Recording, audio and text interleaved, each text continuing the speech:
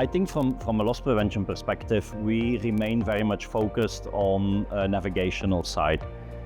If I look at this with wearing my club's hat, the vast majority of expensive claims that we are seeing are navigational related. And if we then look into root causes for these claims, we continue seeing issues with bridge team management, with bridge resource management. We are seeing issues with the crew not being able to properly make use of all the equipment that is available to them on a bridge. So main issues that I would focus on for the industry remains navigation related and human element related.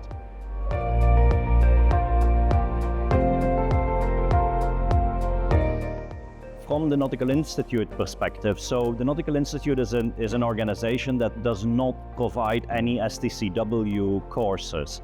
What we focus on from the Nautical Institute are courses that go above and beyond what is required by STCW. Now, of course, for the Nautical Institute, we are involved quite closely with the STCW review that is currently ongoing.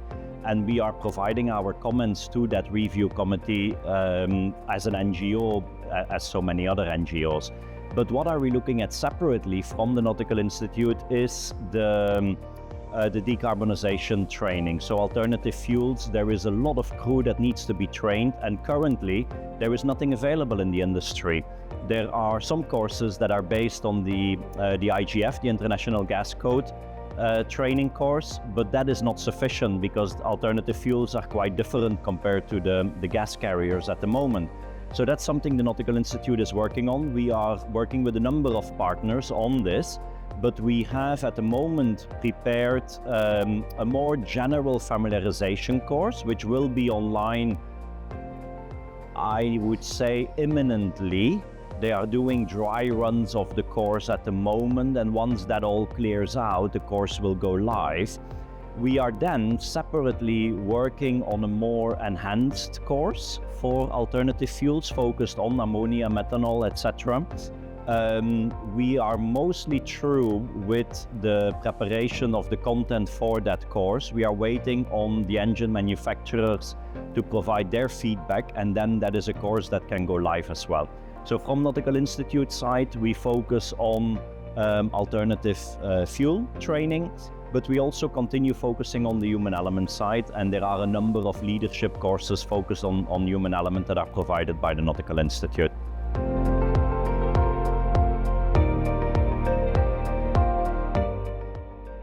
Industries for focus area for the industry. Again, probably I'll look at this both from a Nautical Institute and from a club perspective. And it's a bit of a summary of the earlier questions, actually. Human element, definitely there, but I think the industry also needs to focus on the well-being aspect. One of the silver linings out of the pandemic, at least, is that there is a lot of focus on well-being now for seafarers, but that is something that the industry needs to do more on. And I think that's something that we need to focus on, in addition then to the human element side, to the navigational training, the alternative fuels, etc.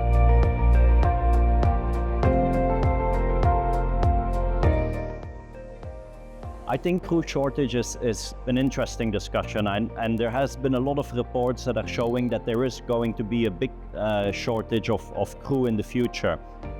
Question is that just manning in general, or is that a shortage of qualified manning?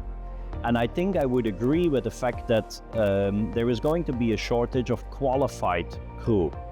I don't think there's a shortage of finding seafarers, but I think more needs to be done on the training of seafarers, and I'm really hoping that STCW can do a proper review now, so that more focus can be put on the training and bring it up to speed with current practices. So I think shortage, more training does need to be done on yes.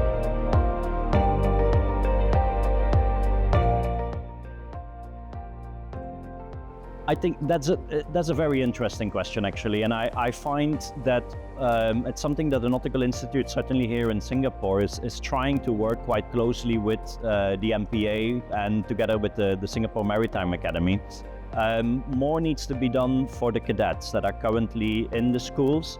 they need to be better aware of what are the possibilities for them after they stop sailing. A lot of them, they know about going to sea, but they don't know what they can do. They have no idea about there's so many options available to them after they stop sailing when they come ashore. So I think that's one aspect that needs to be explained better to those people who are at the maritime academies.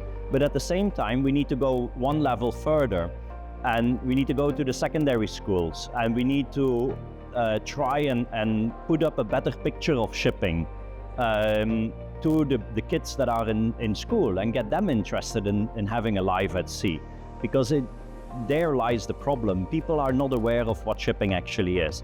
And I think it is only thanks to the Ever Given in the Suez Canal that people worldwide suddenly were surprised about, where does my food come from? Why do I not have toilet paper anymore in the wrecks? But that was such a brief moment, and people have already forgotten again that it is shipping that gives all the goods in the supermarket. So I think that's something that we need to try and put out there more, make people aware of how important shipping actually is for the world, and get kids interested in coming to sea.